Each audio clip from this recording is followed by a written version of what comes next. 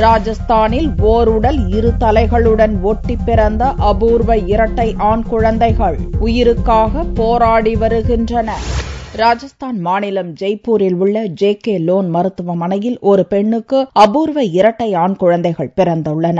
அந்த குழந்தைகளுக்கு 2 தலைகள், தனித்தனியே நரம்பு மண்டலம், முதுகெலும்புகள் உள்ளன.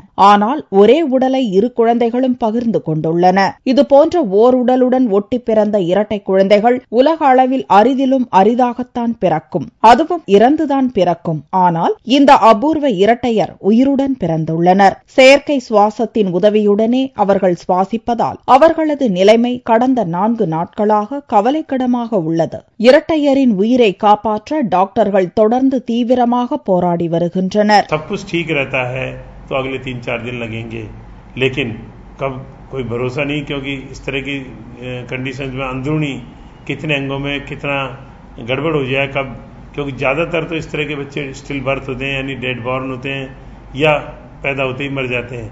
तो यहाँ अभी 3 दिन इनको हो गए हैं, तो अभी हमको थोड़ी आशा बंधी है.